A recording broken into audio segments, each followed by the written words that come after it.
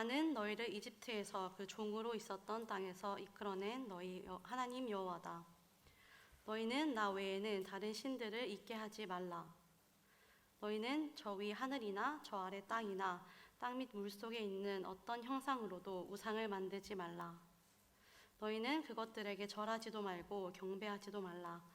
나 너희 하나님은 질투하는 하나님이니 나를 미워하는 사람의 죄를 갚되 아버지의 죄를 삼사 대자손에게까지 갚고, 나를 사랑하고 내 명령을 지키는 사람들은 천대까지 사랑을 베풀 것이다. 너희는 너희 하나님 여호와의 이름을 함부로 쓰지 말라. 나 여호와는 내 이름을 함부로 쓰는 사람을 죄가 없다고 하지 않을 것이다. 여호와 너희 하나님이 너희에게 명령한 대로 안식일을 거룩하게 지키라. 6일 동안 너희는 노동하고 너희의 모든 일을 하되 7일째 되는 날은 너희 하나님 여호와의 안식일이니 그날에는 어떤 일도 하지 말라. 너희나 너희 아들 딸이나 너희 남종이나 여종이나 너희 소나 나귀나 다른 어떤 가축이나 너희 성문 안에 있는 이방 사람이나 너희 남종이나 여종이나 너희와 마찬가지로 쉬게 하라. 너희가 이집트 땅에서 종이었던 것과 너희 하나님 여호와께서 강한 손과 쭉 뻗친 발로 너희를 거기서 이끌어내셨음을 기억하라. 그러므로 너희 하나님 여호와께서 안식일을 지키라고 너희에게 명령한 것이다. 너희 하나님 여호와께서 너희에게 명령한 대로 너희 부모를 공경하라. 그러면 너희가 오래 살 것이고 너희 하나님 여호와께서 너희에게 준 그 땅에서 잘 될 것이다. 살인하지 말라. 간음하지 말라. 도둑질하지 말라. 이웃에게 거짓 증언하지 말라. 함께 읽겠습니다. 이웃의 아내를 탐내지 말라. 이웃의 집이나 땅이나 남종이나 여종이나 소나 나귀나 이웃에게 속한 다른 어떤 것도 탐내지 말라. 아멘.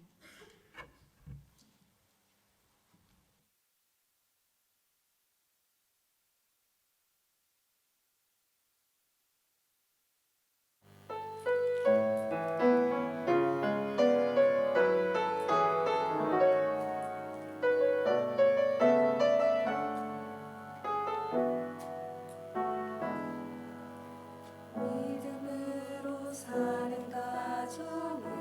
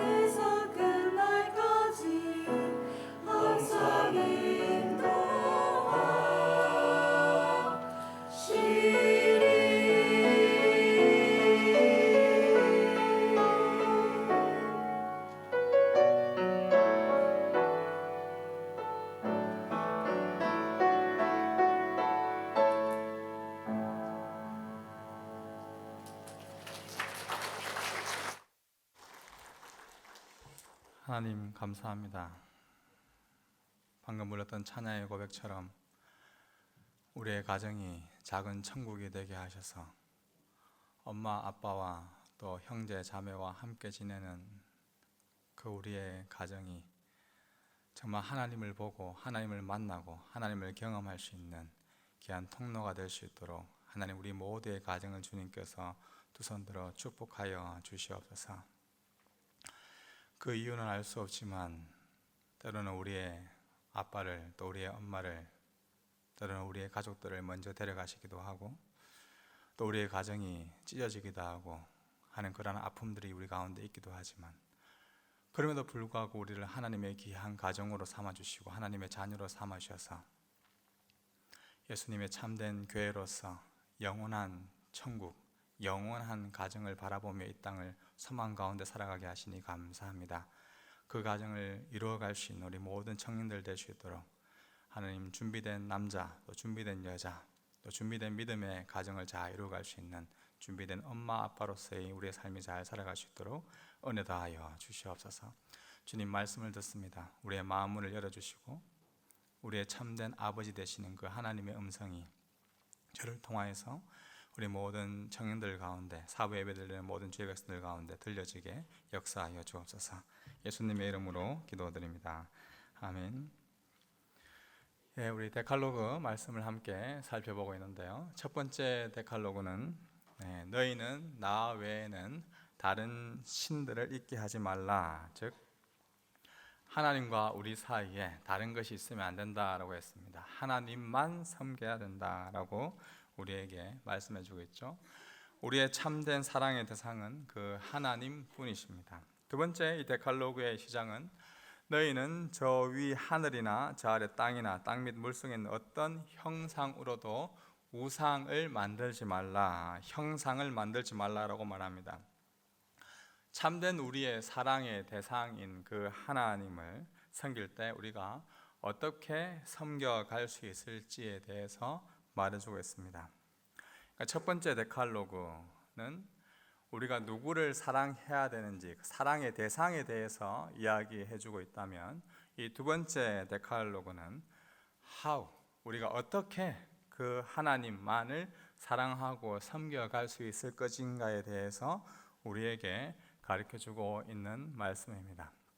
정말 우리가 사랑할 수 있는 또 사랑해야 하는 대상은 하나님 한 분뿐이고 그리고 그 하나님을 어떻게 사랑할 수 있을지에 대해서 가르쳐주고 있는 것이 이 두 번째 데칼로그다라고 할 수가 있습니다.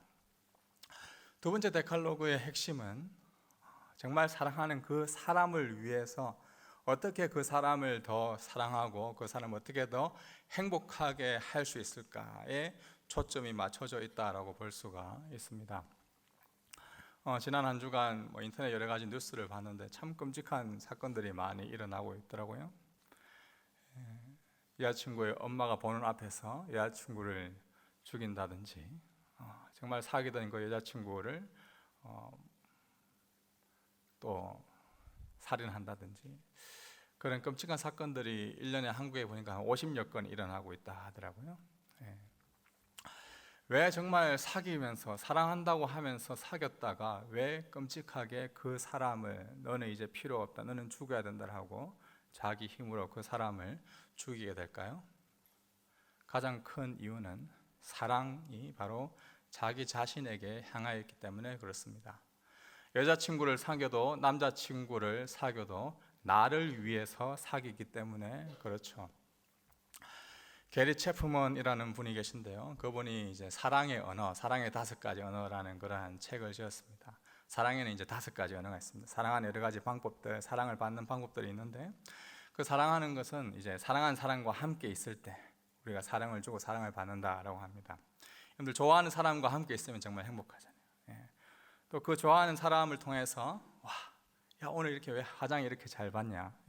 또 옷을 왜 이렇게 잘 입었냐? 너는 왜 이렇게 또 좋냐? 예쁘냐? 이렇게 그런 칭찬하고 인정하는 말을 들을 때 우리는 서로 사랑하고 행복하게 되는 것이죠. 또 이제 사랑하는 사이에는 여러 가지 스킨십들이 있습니다. 여러 가지 터치들을 통하여서 또 사랑의 그런 깊은 관계들을 유지해 가기도 하고요. 또 그런 사랑하는 사람이 있으면 내가 널 위해서 뭘 해줄 수 있을까라는 그런 섬김, 봉사 이런 것들이 사랑의 언어가 될 수도 있습니다.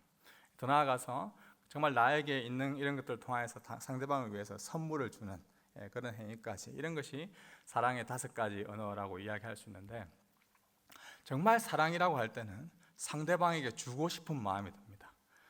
나의 시간을 상대방을 위해서 어떻게 빼놓을 수 있을지, 내가 인정받고 내가 얼마나 화장을 잘했고 내가 얼마나 옷을 잘 입은 나이보다 상대방이 얼마나 예쁜 존재인지, 얼마나 잘생긴 존재인지 상대방을 정말 칭찬하고 인정해주고 싶은 그러한 욕구가 우리에게 생기는 것이 사랑할 때 생기는 것이죠. 정말 사랑한다면 나의 스킨십, 나의 육체적인 욕망보다 정말 사랑하기 때문에 상대방을 지켜주고 싶은 마음, 상대방의 그 스킨십을 통해서 상대방을 더 친근하게 싶은 마음이 우리의 가운데 생기게 되는 것이죠. 정말 사랑한다면 상대방이 무엇이 부족한지 그에 대해서 섬기고 그것을 헌신하고 싶은 그런 마음이 생기는 것이죠. 정말 사랑한다면 그 사람을 위해서 선물해주고 정말 아끼지 않고 계속해서 주고 싶은 그런 마음들이 생기는 게 사랑입니다. 그런데 이러한 사랑의 방법 여러 가지를 알고 있지만 이 사랑이 안 되는 이유는 이 모든 사랑의 5가지 방법을 통해서 저 상대방을 통해서 나를 채우려고 하는, 네가 나를 위해서 시간을 투자해야 해, 네가 지금 나한테 좋은 말을 해주어야 해, 네가 지금 나의 이 육체적인 욕구를 만족시켜줘야 해, 난 너를 지금 이용할 수 있어, 넌 지금 나한테 봉사를 해야 해, 섬겨야 해, 넌 지금 나한테 네가 돈을 벌어서 나한테 선물을 해야 해, 너는 나를 위해서 있어야 하는 존재야 라고 사랑을 갈취하게 되면, 그것이 바로 그런 것이 이용이 안 되면 상대방을 죽이고 또 헤어지고 하는 그런 끔찍한 일들이 일어나게 되는 것입니다. 하나님과 우리와의 관계도 이와 마찬가지입니다.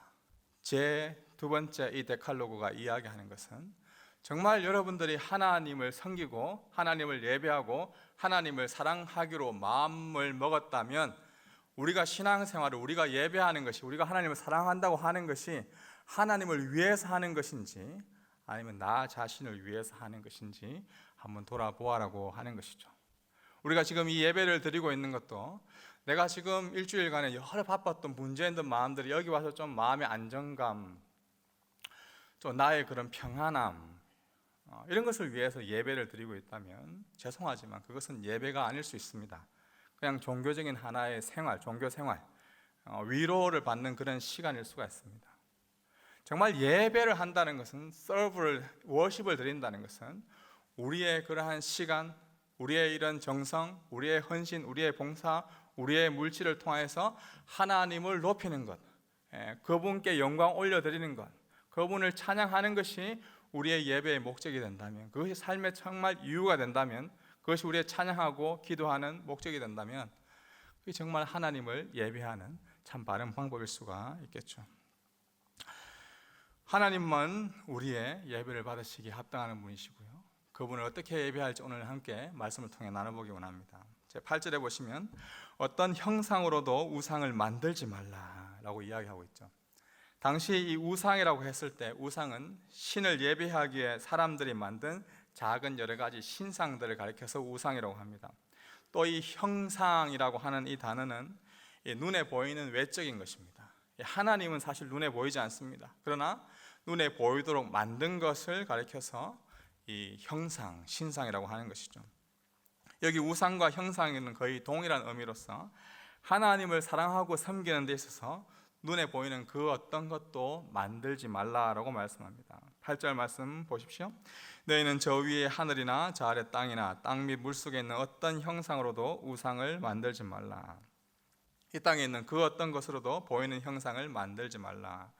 이러한 말씀을 주셨던 이유는 당시 고대 근동의 문화에 보면 이 해라든지 아니면 달이라든지 별이라든지 또 다양한 형태의 그러한 여러 사람의 모양이라든지, 아니면 위에는 사람인데 밑에는 동물의 형태를 한 사람 플러스 동물, 그러한 형상들을 많이 만들어서 마치 이것을 신처럼, 하나님처럼 섬기는 것이 일반의 모습이었습니다. 그게 우상을 섬기는 그 당시의 모습이었죠. 가장 흔한 우상이 바로 소였습니다. 이집트에서는 아피스라고 했고요, 또 이 그리스에서는 제우스라고도 합니다. 이 소가 상징하는 것이 바로 힘과 풍요, 보호였습니다. 그러니까 소를 가까이 하는 것이 곧 그 힘을 가지는 것이라 여겼고, 내 삶을 더 풍요롭게 한다고 생각했고, 더 보호를 받는다고 생각했던 것이죠. 당시 사람들은 그래서 자신의 필요에 따라서 자기를 위하여서 그에 맞는 형상, 우상들을 세워가지고 이것이 나를 좀 더 평안하게 해줬으면, 나를 더 풍요롭게 해줬으면, 나를 또 안정감 있게 해줬으면 라고 바랬던 것이 바로 형상과 우상이었습니다. 이러한 것들을 하나님께서는 만들지 말라라고 명령하십니다. 그 당시 일반적인 문화의 모습에서 봤을 때 이것은 굉장히 특이한 이상한 일입니다. 하나님께서는 왜 그 백성들에게 이러한 방법을 말했을까요? 우리가 언제 우상이나 형상을 찾게 됩니까? 삶에서 특별한 일들, 또 안 좋거나 굉장히 위급한 상황이 생기거나 아니 뭔가 바라는 그러한 일들이 생길 때 우리가 우상을 찾게 됩니다. 갑작스런 이제 상황 가운데 아니면 굉장히 이제 중요한 그런 시험 가운데 뭔가 특별한 것을 바라게 되는 것이죠. 내가 가지고 있는 힘으로 안 될 때, 내 주변의 사람의 도움을 구하더라도 그것이 해결되지 않을 때 사람은 이 초자연적인 능력을 구하게 됩니다. 인간은 누구나 초자연적인 것을 갈망하는 이 종교성을 가지고 있기 때문에 그것을 구하게 되는 것이죠.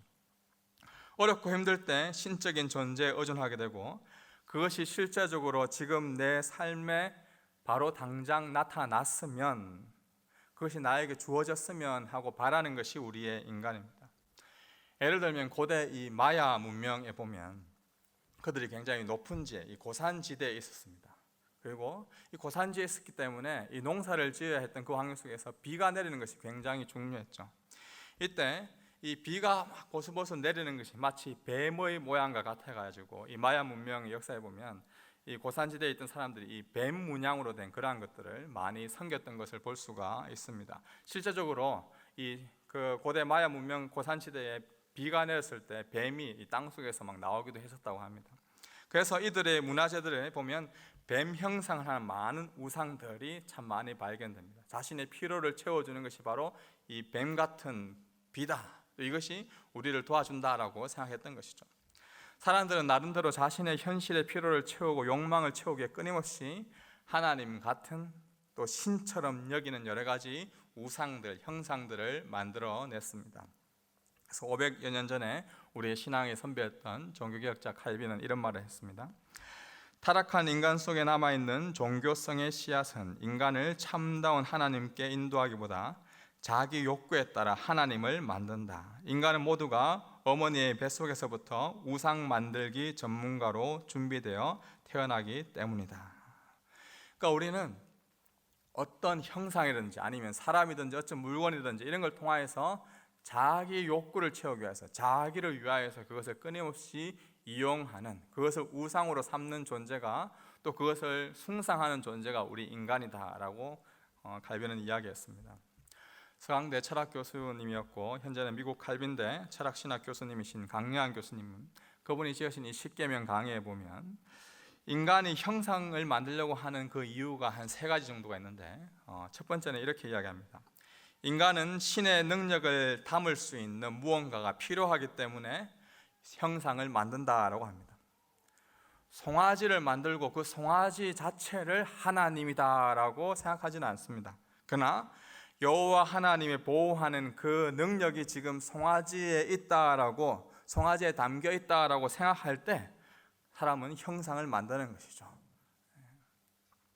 오늘날에는 우리가 이제 오른쪽에 보이는 십자가 이런 것도 십자가 자체는 우리 기독교를 상징하는 좋은 것입니다. 그러나 이 십자가 자체에 뭔가 능력이 있다라고 생각하면서 불안할 때 굉장히 십자가를 막 잡고 있는다든지 아니면 두려움이 생겼을 때 십자가를 그리면서 물러가라 한다는 것은 그 십자가 자체에 뭔가 힘과 능력이 있다라고 여겨지는 우리의 하나의 어떻게 보면 우상을 섬기는 모습이다라고 볼 수가 있습니다. 두 번째로 이 신의 능력이 필요한데 이 신이 돌아다니거나 아니면 소리를 지르더라도 이 우리가 안 들리는 그런 곳에 있으면 정말 곤란하기 때문에 우리가 보일 수 있는 것, 우리가 볼 수 있는 곳에 신의 형상을 만들어야겠다 해서 신의 형상을 만든다고 합니다. 마치 우리가 부적을 지갑에 넣고 다닌다든지 여러분들이 이 여러 키위들 또 마오리들의 문화에 보면 마을마다 뭐 세워져 있는 정성 같은 것들이 있죠. 그런데 일종의 보면 그러한 신의 형상으로 만든 것들이거든요. 집 가운데 이제 막 어떤 것들이 형상을 걸어둔다거나 하여서 언제나 이런 것들이 나에게 아니면 우리 마을에 우리 부족에 힘이 되는 것처럼 여겨져서 도망가지 못하도록 그런 형상을 만들기도 합니다.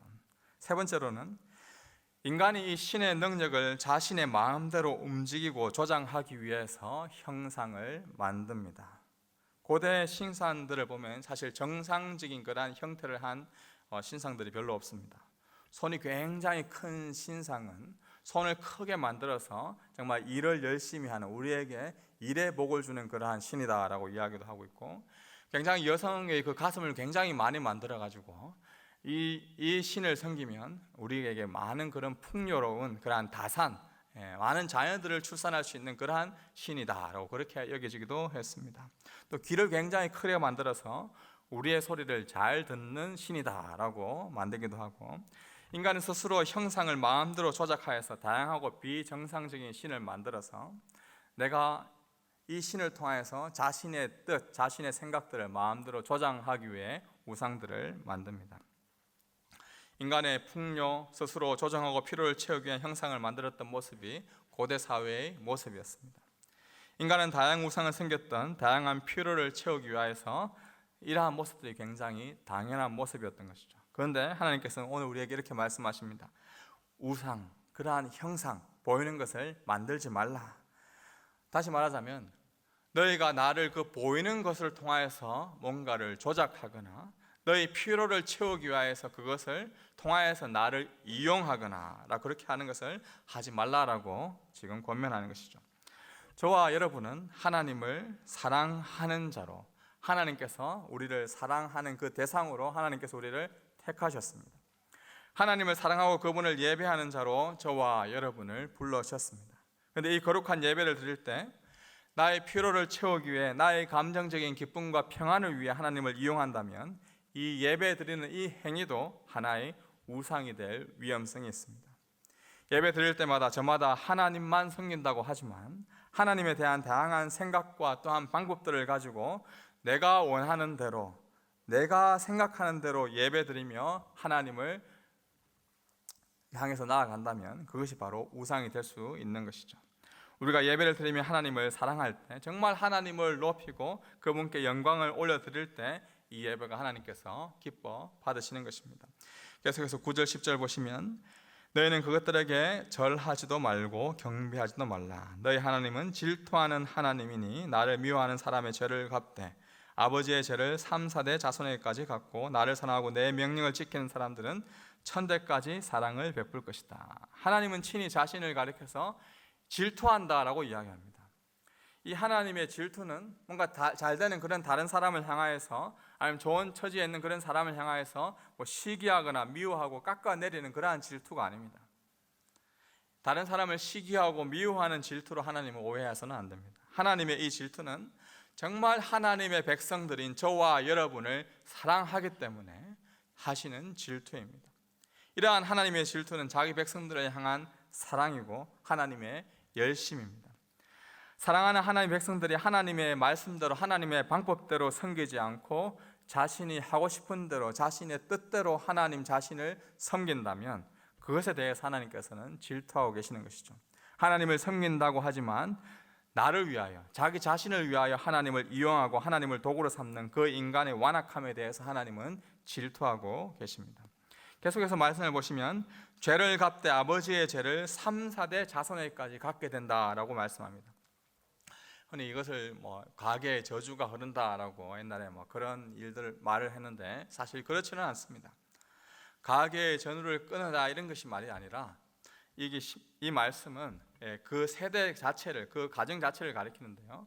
신명기 24장 16절에는 이렇게 말씀하고 있습니다. 우리 다 같이 한번 읽어볼까요? 신명기 24장 16절입니다. 아버지들은 자기 자식들로 인해 죽어서는 안 되며 자식들도 자기 아버지로 인해 죽임을 당해서는 안 된다. 모든 사람은 자기 죄로 인해 죽어야 된다. 죄를 대물려서 1대, 2대, 3대 이렇게 흘러가는 것이 아니라 분명히 자기 죄로 인하여서 죽는다라고 이야기합니다. 그런데 그렇다면 이 3, 4대까지 이른다라는 이 말은 그 당시 문화 속에 보면 이 3대, 4대가 한 집안에 살았습니다. 그 집안에 한 사람이 우상을 숭배하면 한 사람이 받는 그 벌이 그 가족 전체에 미치게 된다라는 것을 이렇게 표현하고 있는 것입니다. 근데 이것을 오해해서 만약에 할아버지가 죄를 지으면 아버지에게도 영향이 가고, 아버지가 죄를 지으면 나에게도 영향이 가고, 내가 죄를 지으면 내 자손에게까지 영향이 가고, 그 가계 자체에 굉장히 저주, 불운이 흐른다라고 이야기하는 것은 비성경적이다라고 볼 수가 있습니다. 계속해서 3, 4대와 비교할 수 없는 그 은혜, 하나님의 사랑이 그 다음 구절에 나와 있는데요, 우상을 숭배하면 3, 4대까지 그 저주가 임하게 되지만 나를 사랑하고 내 명령을 지키는 자에게는 몇 대까지 사랑을 베푸십니까? 1000대까지 사랑을 베푸신다라고 이야기합니다. 적극적으로 하나님께 순종하는 자에게는 1000대까지 사랑을 베푸시는 그러한 하나님이십니다. 여기서 이 강조점이 무엇입니까? 하나님을 사랑하고 그 말씀을 지키고 순종하면 정말 네가 너 자신을 위하여서 나를 사랑하는 것이 아니라 나를 위하여서, 하나님 자신을 위하여서 네가 정말 사랑하고 그 명령들, 내가 너에게 준 이 데칼로의 말씀들을 잘 지키면 내가 1000대까지 정말 너를 사랑할 것이다. 1000대는 사실 우리가 셀 수 없습니다. 이 무한을 상징하죠. 내가 너를 영원히 사랑할 것이다. 네가 정말 너를 위해서 나를 사랑하는 것이 아니라 나를 위해서 네가 예배하고 나를 사랑하면 내가 너를 영원히 사랑할 것이다 라고 우리에게 말씀해 주고 있는 것이죠. 두 번째 데칼로그의 시작은 우상을 만들지 말라, 형상을 만들지 말라라는 이 부정적인 언어로 시작하지만 사실 마지막 부분에 나오는 이 적극적인 말, 나를 사랑하고 내 계명을 지키는 사람에게는 1000대까지 사랑을 베풀 것이다 라는 이 말씀을 통하여서 하나님은 우리가 정말 하나님을 위하여서 자신을 사랑하고 예배하고 순종해 가기를 원하십니다. 저와 여러분은 어떻게 하나님을 사랑하고 하나님이 하신 그 명령을 지켜갈 수 있습니까? 하나님께서 가장 먼저 우리 사람들에게 요구하신 말씀이 무엇입니까? 하나님께서 왜 저와 여러분을 만드시고 창조하셨습니까? 창세기 1장 26절에 이렇게 기록되어 있는데 우리 다 같이 한번 읽어보겠습니다. 하나님께서 말씀하시기를 우리가 우리의 형상대로 우리의 모양을 따라 사람을 만들어 그들이 바다의 물고기와 공중의 새와 가축과 온 땅과 땅 위에 기는 모든 것을 다스리게 하자 하시고. 아멘. 하나님은 하나님의 형상대로 누구를 만들었다고 합니까? 사람을 만들었습니다. 사람, 저와 여러분을 만들었습니다. 성부, 성자, 성령 삼위 하나님으로 계신 그 하나님께서 자신의 형상대로, 우리의 형상대로 우리의 모양을 따라 사람을 만들었다라고 이야기합니다. 그렇기 때문에 이 사람을 잘 살펴보면 우리가 사람을 통해서 누구를 알 수 있을까요? 하나님을 알 수가 있습니다. 우리 옆에 있는 분 잠깐 보십시오. 옆에 있는 분을 통하여서 하나님을 볼 수 있습니까?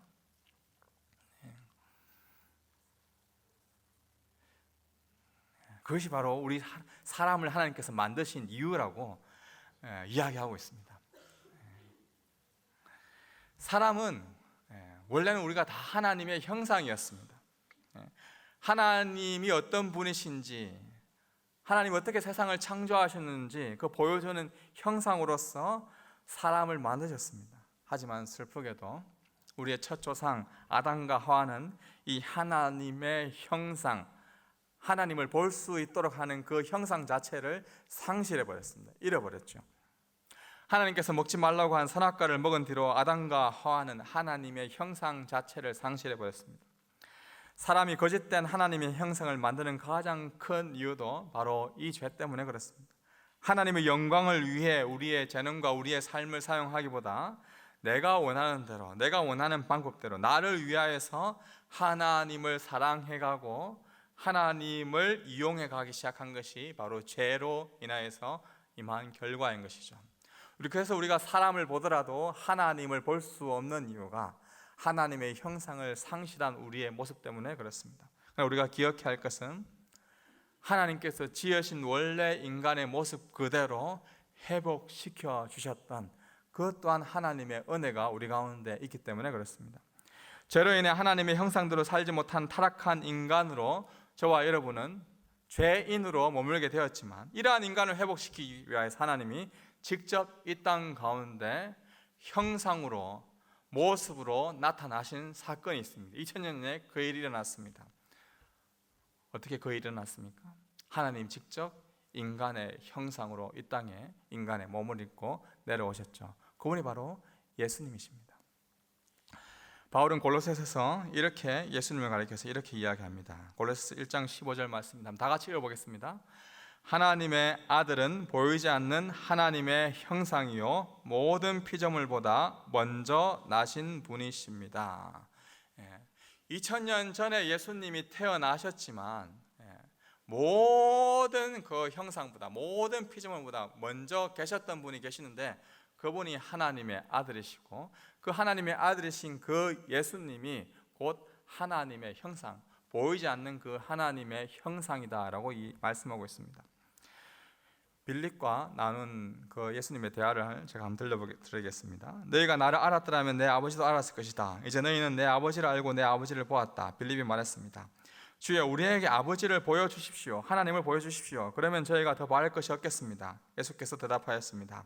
빌립아, 내가 그렇게도 오랫동안 너희와 함께 있었는데도 네가 나를 모르느냐? 누구든지 나를 본 사람은 아버지를 본 것이다. 그런데도 네가 어떻게 우리에게 아버지를 보여주십시오라고 말하느냐? 예수님은 직접 이 땅에 오셔서 하나님의 형상으로 사셨고 그 삶을 믿는 자에게 깨어진 그 우리가 상실해버린 그 하나님의 형상을 회복시켜 주셨습니다. 골로새서 3장 10절에는 이렇게 이야기하고 있습니다. 같이 읽어보겠습니다. 시작. 새 사람을 입으십시오. 이 새 사람은 자기를 창조하신 분의 형상을 따라 끊임없이 새로워져서 참 지식에 이르게 됩니다. 예수 그리스도를 믿는 그 사람에게는 계속해서 끊임없이 새로움을 입혀주시는데 그것이 바로 우리가 하나님의 형상으로서 살아갈 수 있는 그러한 새로운 피조물로서 우리를 삼아주시는 것입니다. 예수님이 우리를 하나님의 형상으로 다시금 회복시켜 주셨습니다.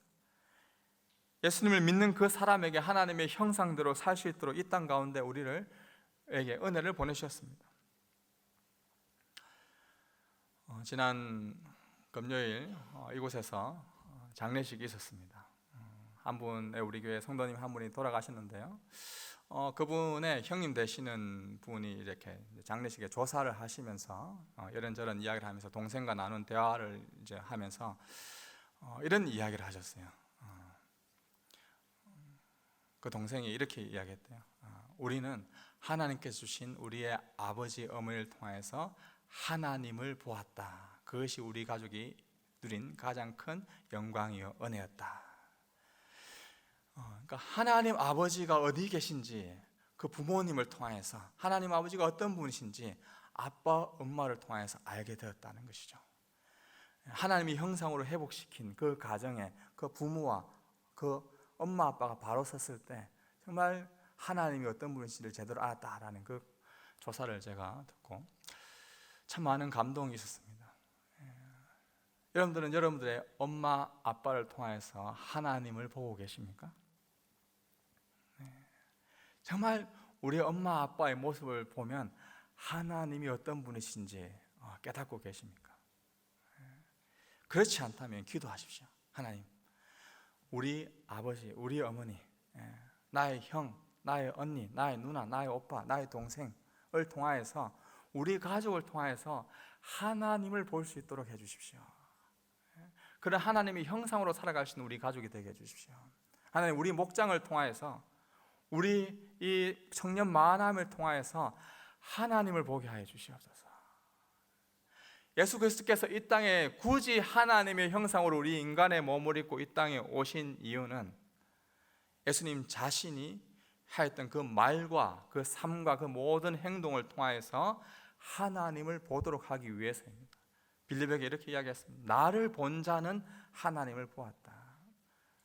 또한 더불어서 하나님을 믿는 우리 그리스도인을 통하여서 하나님이 어떤 분이신지, 하나님이 어떻게 세상을 창조하셨고 지금도 어떻게 우리를 사랑하고 계시고 어떻게 지금도 이 세상을 섭리해가고 인도해 가시는지 저와 여러분을 통하여서 좀 더 신학적으로 이야기하자면 교회를 통하여서 하나님께서는 하나님 자신을 알리고 계시하고 계십니다.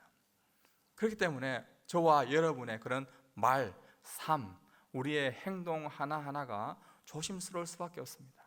내가 하는 말과 내가 하는 이 모든 삶들이 정말 하나님을 드러내는 그런 통로로 살고 있느냐, 그게 중요한 것이죠.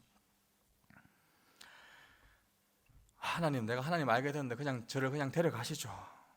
정말 이 지긋지긋한 세상 하루하루 정말 살기 힘듭니다 라고 그렇게 우리가 생각할 수도 있겠습니다. 그러나 하나님께서 정말 원하시는 것은, 하나님께서 지금도 여러분들을 데려가시지 않고 이 자리에 남겨두신 이유가 딱 한 가지가 있다면, 저와 여러분을 통하여서 아직도 하나님을 알지 못하는 자들이 하나님을 볼 수 있도록 그 통로로서, 채널로서 여러분들을 불러주신 것입니다. 혹여나 여러분들 중에 우리는 가족은 아빠도 엄마도 믿지 않습니다. 우리 자녀, 우리 형제들도 믿지 않습니다. 저 혼자만 교회 다닙니다 라고 하는 그런 분들이 있습니까? 바로 여러분을 통하여서 여러분들의 엄마 아빠가, 여러분들의 형제 자매가 하나님을 볼 수 있도록 여러분들을 지금 선택하여 불러주셨다는 그 소명, 그 사명을 기억하시기 바랍니다.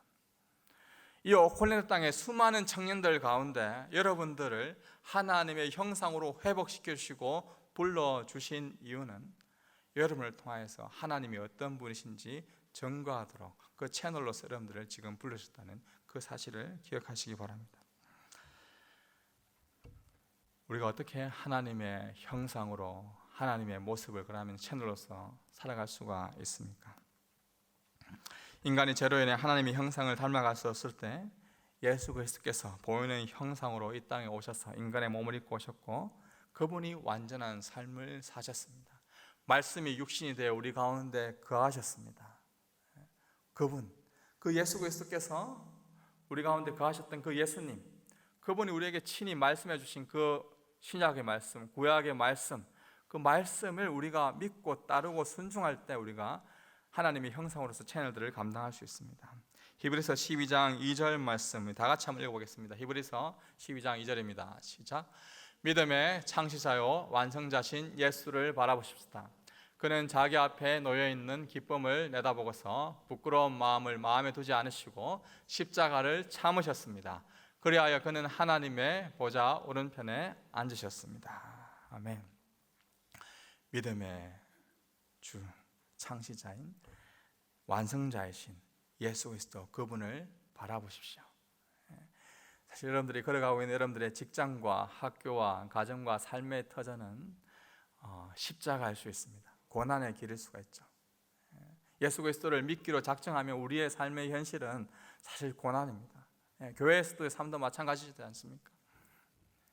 목장에서 또 이런 모임들 가운데 정말 다른 사람과 함께 지낸다는 것 자체가 나를 위해서 지내는 것이 아니라 상대방을 위해서 하려면 십자가를 지는 일들이 계속해서 생깁니다. 집에서도 마찬가지죠. 엄마를 사랑하기 위해서, 아빠를 사랑하기 위해서, 형제 자매들을 사랑하기 위해서 있다 보면 십자가입니다. 고통입니다. 야, 물 떠와가 아니라 내가 물 떠올게, 이런 말을 하는 게 얼마나 쉽지 않습니까? 10년, 20년 동안 동생을 시켰는데 갑자기 야, 너 목마르지? 내가 물 좀 가져왔어. 이렇게 말하는 게 얼마나 어렵습니까? 그것도 굉장히 어색하고요. 우리 형이 왜 이러지? 갑자기 이상하나? 이렇게 되죠. 그러나 진짜 하나님을 사랑하는 것은 정말 그 사람을 위하여서 우리가 살아가는 것입니다. 신앙생활도 나를 위해서 신앙생활을 하게 되면 힘듭니다. 지칩니다. 여러분들 은혜 받기 위하여서, 여러분들이 위로받기 위하여서 신앙생활 하지 마십시오. 지칩니다. 하나님의 영광을 위하여서 신앙생활 하십시오. 그분을 높이기 위해서 신앙생활 하십시오. 그분께서 여러분의 마음을 채워주십니다. 기도하며 나갑시다. 수고하고 무거운 짐진 자들아,